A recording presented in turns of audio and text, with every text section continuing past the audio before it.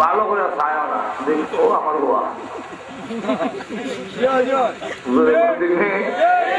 আল্লাহ কোরআনে বলেন আমার কথা الذين آتيناهم الكتاب يعرفونه كما يعرفون أبناءهم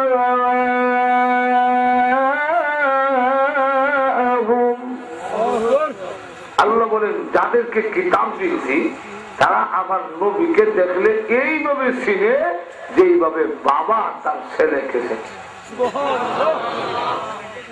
বোঝার জন্য একটা ঘটনা বলবো না, অসুবিধা আপনাদের ঘটনা রইল।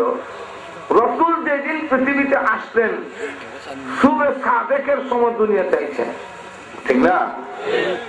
ওই দিন সকালেই সুদূর মদিনার থেকে ঘোড়া দৌড়াইয়া এক ইহুদি আলেম কাবাগরের কাছে আসে, একটা ভাষণ দেয়, হে কুরাইশরা, তোমাদের বংশে আজ শুভে সাদেকের সময় কি কোন ছেলের জন্ম হয়েছে?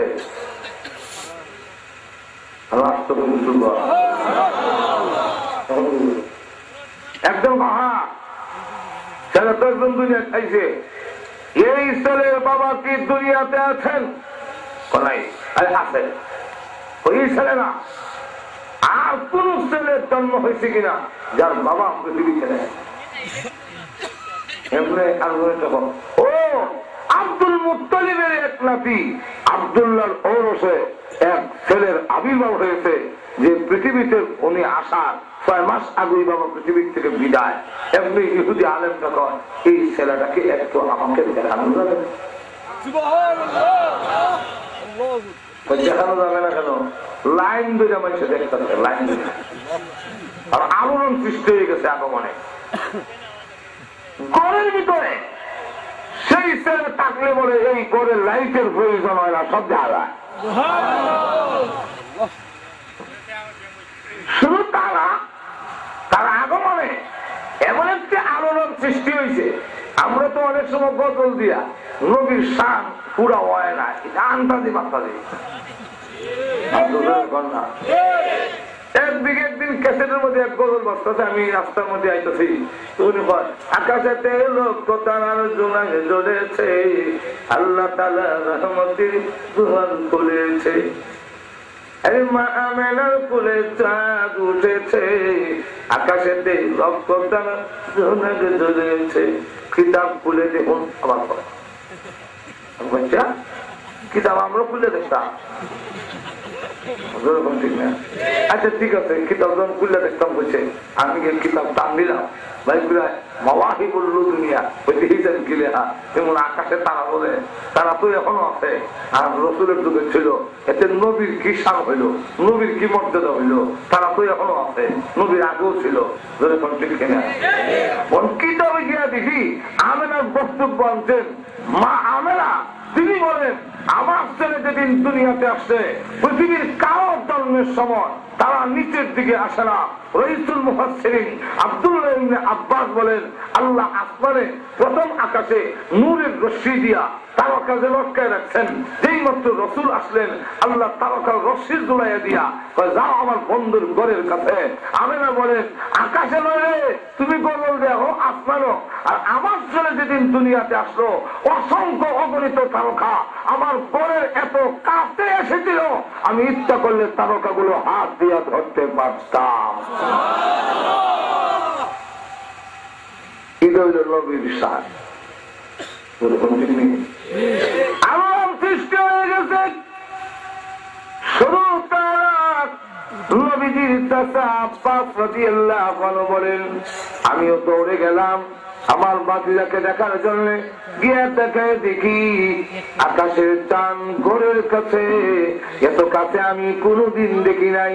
তাই একবার আমি আকাশের চন্দ্রের দিকে তাকাই, আবার রসুলের মুহাম্মদ সাল্লাল্লাহু আলাইহি ওয়াসাল্লামের দিকে তাকাই, তাকায় দেখি যে উনিও মুস্কিন আছেন। ওনার মাথা যখন ডাইনে ভাবে লড়ে, আকাশের চাঁদ ডাইনে ভাবে লড়ে। এই দৃশ্য দেখে আমি হতবাক। কার কাছে বলবো? আমার কথা কে শুনবে? কে জবাব দিবে? যেদিন ইসলাম গ্রহণ করলাম ওই দিন ডাইরেক্ট আল্লাহর নবীকে আমি জিজ্ঞাসা করলাম, নবী গো, আপনি যেদিন দুনিয়াতে আসছিলেন চাঁদ এত কাছে কেন এসেছিল? নবীজি তখন ডাক দিয়া বলেন, ও চাচা, যা দেখেছিলেন ঠিক দেখেছিলেন, ওই আকাশের তম্ব এসেছিল আমি বিশ্ব নবীকে আনন্দ দেওয়ার জন্য।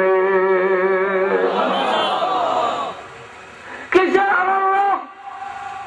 এই পৃথিবীতে যতগুলো সন্তান আছে প্রত্যেকটা সন্তান কান্দারত অবস্থায় দুনিয়াতে আসেন নাকি না? আপনারা মনে খাচ্ছেন সবাই কাঁদছেনি? যেদিন তুমি এসেছিলে ভবে কেঁদেছিলে একা, তুমি হেসেছিল সবে। আমি যাতে না কাঁদলে আপনি কাঁদলে হবে না, আপনি রাহমাতুল্লিল আলামিন, আমার সবচাইতে প্রিয় নবী, আপনি কাঁদলে হবে না। নবী যাতে না কাঁদলেন আনন্দ দেওয়ার জন্য আল্লাহ আকাশের চাঁদ পাঠাইয়া দিয়েছে। আলোর সৃষ্টি হয়েছে, সে দেখতে পারবেন না কেন? তুই গেল রসুলের কুলো রসুলের মাথা মুবারক থেকে নিয়ে পা মুবারক পর্যন্ত তাকায়, আরেকবার চক্ষু বন্ধ হয়, মোড়া কাবা হয়, আবার তাকায়, নবীজিকে উল্টাইলেন, উল্টাইয়া দুই কাঁধের মাঝখানে নজর দৃষ্টি দিতেই এক চিৎকার দিয়া দৌড়ে জিজ্ঞাসা করার আপনি কেন অজ্ঞান হয়ে গেলেন? তখন সে ডাক দিয়া বলে, কোরাইশরা রে, এই ছেলেই বিশ্ব নবী হবে। কোরাইশরা বলে, ওই যে বিশ্ব নবী হবে আপনি কি করে বললেন? এমনি ওই ইহুদি আলেম ডাক দিয়া বলে, কোরাইশরা তোমরা কি লক্ষ্য করো নাই? আমি একবার ছেলের দিকে তাকাই, আবার চক্ষু বন্ধ করি, তা তো দেখছি, কিন্তু কেন করেন তা তো জানি না। তখন ইহুদি আলেম বলে, আমি একবার এই ছেলের দিকে তাকাই, আবার চক্ষু বন্ধ করে তাওরাতের দিকে দৃষ্টি দিয়ে দেখি বিশ্ব নবীর যে আকৃতি আমাদের কিতাবে দেওয়া আছে সব দেখা যায় এই ছেলের সাথে হুবহু মিলে যায়। আমাদের কিতাবে লেখা আছে বিশ্ব নবী যিনি হবেন ওনার দুই কাঁধের মাঝখানে কবুতরের ডিমের মতো মহরে নবুয়ত খাতামুন নবিয়্যিনের সিল মোহর থাকবে। আমি যখন ওনাকে উল্টাইলাম তখন তাকায় দেখি ওনার দুই কাঁধের মাঝখানে মহরে নবুয়ত খাতামুন নবিয়্যিনের সিল মোহর দেওয়া। বুঝলাম আচ্ছা উনি নবী হবে, তা আপনি বেউসেছেন কে? আপনারও তো ব্যাগ পুরো রাখতে হবে। কারণ হইল বেহুশ হওয়ার কারণটা, আমরা এতদিন পর্যন্ত আশান্বিত ছিলাম, আমরা এতদিন পর্যন্ত আশা করে বলেছি এই নবী আমরার গোষ্ঠী খাইত, আজকাল আমরার গোষ্ঠী খাইছে না, আরেক গোষ্ঠী দেখছে গোষ্ঠী কোথায় যা। আমরা এতদিন পর্যন্ত আশায় ছিলাম বনি ইসরাইলে, আর আজকে তাকায় দেখি তিনি বনি ইসরাইলে নয়, তিনি এসে গেছেন বনি ইসমাইলে, ইসমাইলের আওলাদে নিছেন। ওই যে বিশ্ব নবীর নবুয়ত থেকে আমরা বঞ্চিত হয়ে গেলাম, এই ব্যথায় আমি আর সহ্য করতাম পারছি না। এই গণনা বলার উদ্দেশ্য হইল, আপনারা কি মনে করেন তোমরাতে আমাদের নবীর কথা আছে না? এর কোন ওই 2 নম্বর সর্দারটা বুঝে গেছেন, সেই কারণ আশ্চর্য যখন জিজ্ঞেস যে আপনাদের কিতাবে কি বলে আমাদের দাম বেশি না সম্মান মর্যাদা বেশি, তখন সে তার স্বার্থ যাতে নষ্ট না হয় এমন আমাদের সমাজে অনেক আমাদের সমাজে এমন কিছু অনুষ্ঠান আছে যে অনুষ্ঠানের মধ্যে গাঞ্জা খায়, আরো আসেনি, বেলা বিলি রেহানো, পর্দা নাই, জড়া জড়িয়ে হানো, লাউ দমকিয়ে হানো, জুয়ার আসর হয়েছে। জিজ্ঞাসা কেউ এটা পবিত্র অনুষ্ঠান কেমন হইল? জড়া জড়ি, লাউ দমকি, যুবক যুবতী, আবার একটা একটা দেখার পর ও ভাই কে আছো নিশাখুর সব ছলো করমপুর। কেমন হইল? হ্যাঁ না করতাম না, না করতাম কেমনে? সামরার টাকা ওই ভাই 6 লাখ। এর লাগে এখন যদি না করি রুটির মধ্যে বিপরা উঠে যায়।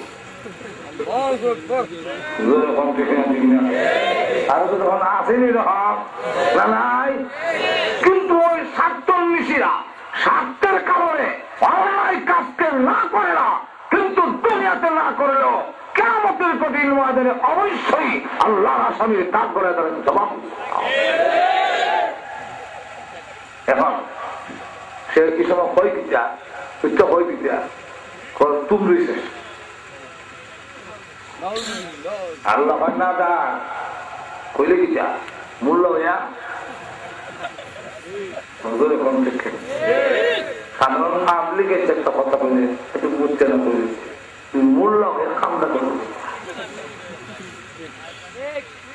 আর তো ধরে হানা হই না তুই মূল্য হয়ে কামটা করবে কিটা এক কারণে গিয়ে দেখি আমি আর ঘুমাই মানে নামাজ পড়তাম পাঠাতে না, আমার বাড়িতে গেছি গ্রামের বাড়িতে নামাজ পড়তাম পাঠাতে না, এরা দুঃখ দুঃখ আওয়াজ করে দুঃখ দুঃখ দুঃখ দুঃখ দুঃখ শুরু যাই করে গেলে কি 10 লাখ দিলাম তাপা তাপা দিতে বলে এরা তো মনে করছে একজন আইছে যেমন দরজা ফেলে আমার কথা আইন আপনি বুঝলে অত বড় সোয়াবের খাম যদি হয় আমার বাদ দিয়ে করতে পারে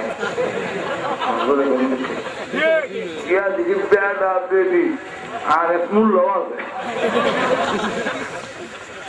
আমাদের দেখতে লাউ টপকি কেউ আছে লাউ টপকি আর কেউ দিই তাহলে যন্ত্র তারপরে আর আরেকটা ফ্যানের মধ্যে তখন তো মোবাইলের যন্ত্র নাই ফ্যানের মধ্যে ট্যাক্সি তৈয়া আর একটা হইয়া যায় একটি গাছের 3টি ডাল কোন ডালেতে হদ্দুর বিলাল শুরু হয়েছে আপনি কি কেবল করলো মূল্য তুই কেবল নাই এমন জঘন্য কাম তুই মূল্য হইয়া তওরাত কিতাবের মূল্য হইয়া এই কামটা কেমনে কইলে যে রাসূলের থেকে মুশরিকরা সম্মান মর্যাদা বেশি, মুশরিকি কাম করে কবরের মধ্যে সাজদা মারে। তুমি জানো তুমি মূল্য হইয়া তুমি জানো আল্লাহ ছাড়া পৃথিবীর কারোর সামনে সাজদা দেওয়া যায় না, যেরকম দেখে ঠিক না কবরের সাজদা দিলে তুমি কেমনে বৈধতা করো? তুমি না বলে মুল্লা মুল্লা মুল্লা যেরকম দেখে ঠিক না। এখন আল্লাহ মোল্লা তুই কইলে কিটা আমার নবীর থেকে মক্কার মুশরিকরা শান মর্যাদা বেশি, তখন আল্লাহ রাসূলের শান মর্যাদা তুলে ধরে সূরা কাউসার নাযিল করে।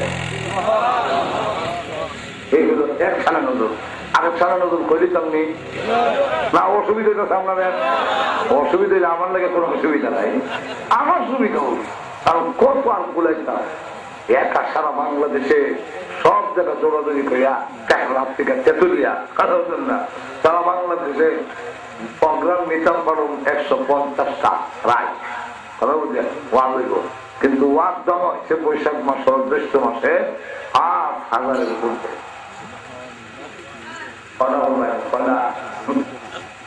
এখন লক্ষ্য করে দেখেন আপনাদের অসুবিধা হইলে আমার খুব সুবিধা, শেষ করে দিতাম।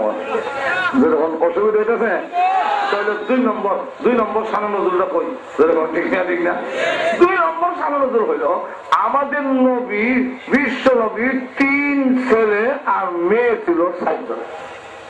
জানেন তো জানেন আপনারা ছেলে কয়জন? 3 জন। একজনের নাম কাসিম রাদিয়াল্লাহু আনহু, আরেকজনের নাম ছিল তাহের, আরেকজনের নাম ইব্রাহিম। তো কজন হয়েছে? 3 জন।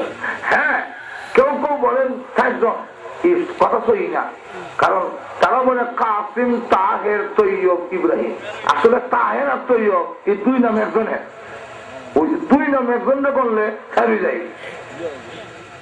এমন অনেকের আছে না 2 নাম আমরা সাথে একটা ভক্ত 3-4 নাম।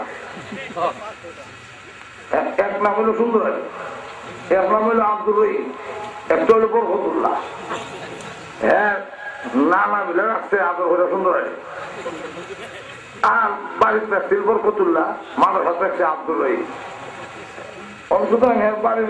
নাম হিসাব করলে তো একবারে চিনবে না। বাড়ির মধ্যে গিয়ে ডাক দিতাম বরকতুল্লাহ আব্দুর রহিম সুন্দর আলী বাড়ি নেবে, কোন নামে যে হেরেছি তখন হইতাম। তাহের তৈয়ব এক নাম, একজনের নাম। এই কারণে রসুলের ছেলে ছিল 3 জন, মেয়ে ছিল 7 জন। একজন বড় মেয়ের নাম জায়নাব, এরপরে উম্মে কুলসুম, এরপরে রুকেয়া, এরপরে নাম ফাতেমা।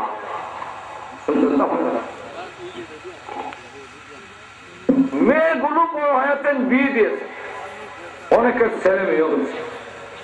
কিন্তু ছেলেগুলোকে আল্লাহ ইসমাইল নবীজি প্রকাশ্য নবী হন নাই। প্রকাশ্য নবী হওয়ার আগেই আল্লাহ নবী বিশ্ব নবী রাহমাতুল লিল আলামিনের সন্তানগুলো পৃথিবীর থেকে শুরু থাকতেই আল্লাহ নিয়ে যান। শুধু কাসিম রাদিয়াল্লাহু আনহু, কেউ বয়স 15 দিন, কেউ বয়স 2 মাস, কেউ বয়স 2.5 বছর। শুধু কাসিম রাদিয়াল্লাহু আনহু এত বড় হয়েছিলেন যে ঘোড়ার উপরে উঠতে পারতেন। আচ্ছা বলুন তো দেখি, আপনার সন্তান বিদায় হইলে আপনার কিছু ব্যথা লাগবে না? লাগবে না?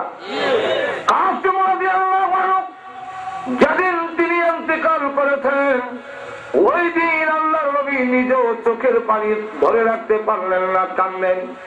সাহাবীরা প্রশ্ন করেন, ইয়া রাসূলুল্লাহ, আপনি না বলেছেন সন্তান মারা গেলে কান্না হলে আপনি কাঁদবেন? আল্লাহর নবী বলেন, আমি এই কান্দার কথা নিষেধ করি নাই, আমি বিলাপ করে যে দোষারোপ করে ওইটা নিষেধ করছি। আল্লাহ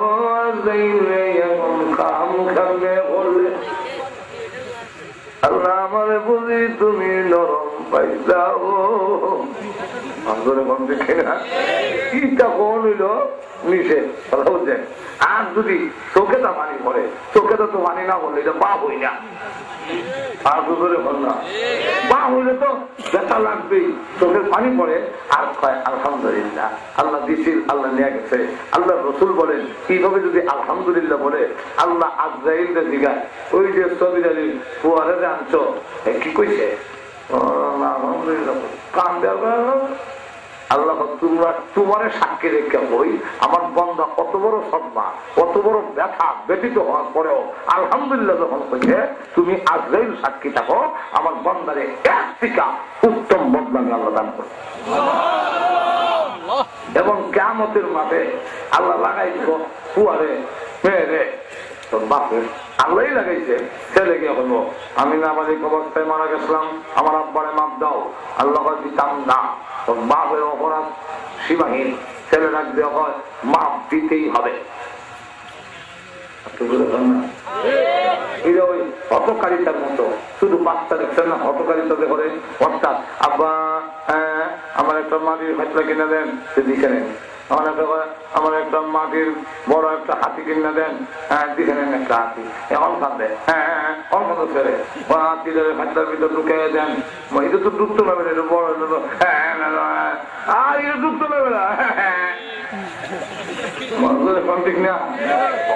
বাচ্চার হটকারিতা এটা বুঝানি যায় না।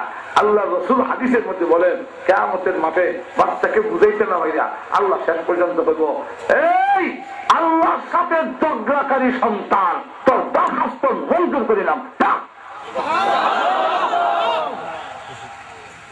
বাচ্চা পৃথিবীর থেকে বিদায় হলে ব্যথিত হবে বাবা, যেরকম ঠিক না?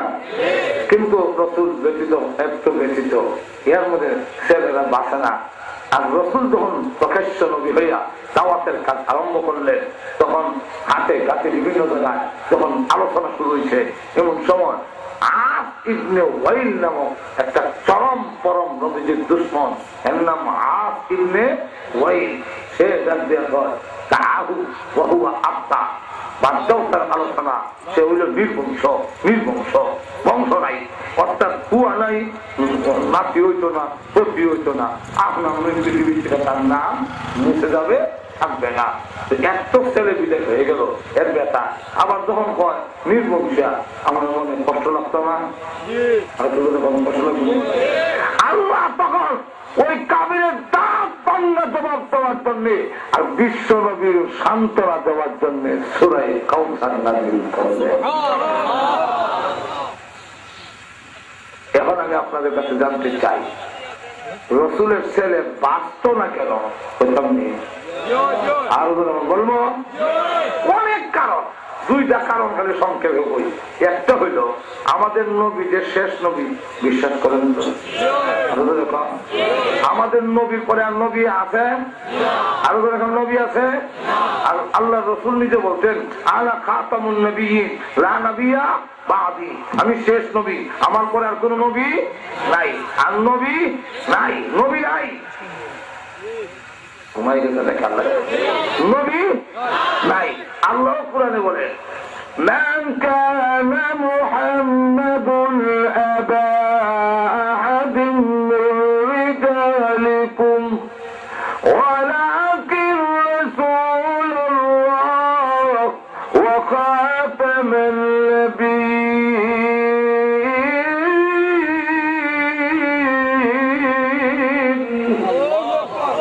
আল্লাহ নিজে বলেন খাতামান নাবিয়্যিন, শেষ নবী।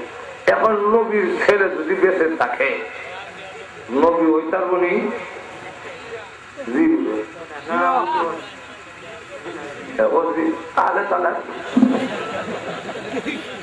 আমি আপনাদের জিজ্ঞাসা করি, যেহেতু আর নবী নাই, নবীর ছেলে যদি বড় হয়, নবী ওই তার বনি হইতে পারবে? যোগ্য থাকলে হবে না। এক তো নবীর ঘর হইলেই নবী হয় না, নবীর ঘর হইলেই নবীর ঘর হইলেই নবী হয় না, মৌলবী সাহেবের ঘর হইলেই মৌলবী সাহেব হয় না, ডাক্তারের ঘর হইলেই ডাক্তার হয় না। যেরকম ঠিক কিনা? ঠিক তেমনি ভাবে পীরের ঘর হইলেই পীর হয় না, যোগ্যতা থাকতে হয়। কি কর? যোগ্যতা থাকলে আলহামদুলিল্লাহ। পীরের ঘর হইয়া যদি যোগ্যতা থাকে, পীরের ঘরের ডাবল হওয়া, যেরকম ঠিক কিনা? মোল্লার ঘরের মোল্লা, ডাবল হওয়া, যেরকম ঠিক কিনা? ডাক্তারের ঘরে ডাক্তার, ইঞ্জিনিয়ারের ঘরে ইঞ্জিনিয়ার। আমার এখানে ভ্রমণ বেড়া উকিল বা উকিল ছেলে উকিল দুজন দুই মক্কেল হয়ে উঠছে কোর্টে। তো ছেলে এক পর্যায়ে হলো এই যে উকিল সাহেব তিনি জেরা করতেছেন, ওনার কথা সঠিক নয়, আমি যা বলছি সেটাই হলো আইনের কথা। এর কারণ হলো উনি হলেন কৃষকের ঘরের উকিল আর আমি হইলাম উকিলের ঘরের উকিল। যেমনি হচ্ছে এমনি খাতা কলমের। এখন মৌলবীর ঘরের মৌলবী হইলে তো পীরের ঘরের পীর হইতে তো ভালো, যোগ্যতা থাকলে ভালো, যেরকম ঠিক কিনা? কিন্তু আমরা দেশের একটা সিস্টেম, পীরের ঘর হইলে এটা যদি বদমাইশ হয়, পীর বাড়ায় আসারে। যেরকম ঠিক কিনা?